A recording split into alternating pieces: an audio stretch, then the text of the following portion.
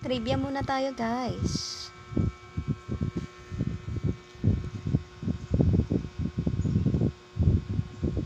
Mayroon daw 3 uri, katangian at pagkakakilanlan ng ating mga ninuno noong unang panahon.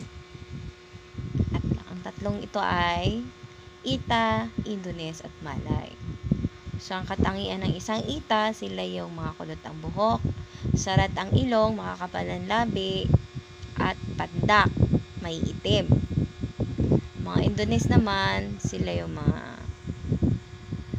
katamtaman ng tangkad, katamtaman ng laki, balingkinitan ng katawan, katamtaman ng kulay, may nakasilip na balingkinitan.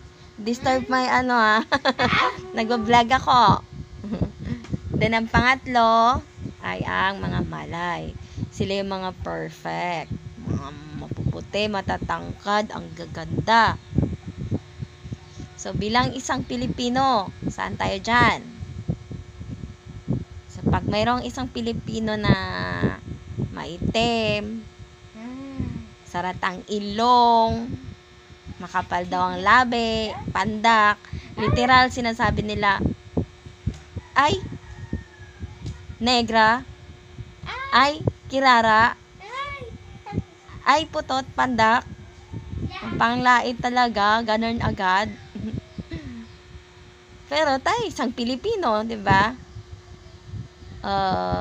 Pag ikaw naman isang balingkinitan nga katawan mo, katamtaman, morena ka, laking probinsya ka,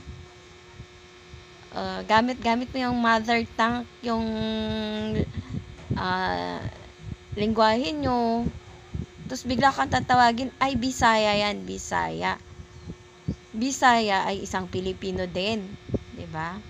So, pag ikaw naman, isa kang Pilipino, tapos isa kang matangkad ka, maputi, ang ganda mo, so, ang tawag agad nila sa'yo, Tisay. Tisay. Tisay agad. So, that's it. Ano pa man ang turing, pagkakakilanlan o paningin ng kapwa natin. Ang importante sa paningin ng Diyos, pantay-pantay tayo at ay pinakamaganda, perfecto na kanyang ginawa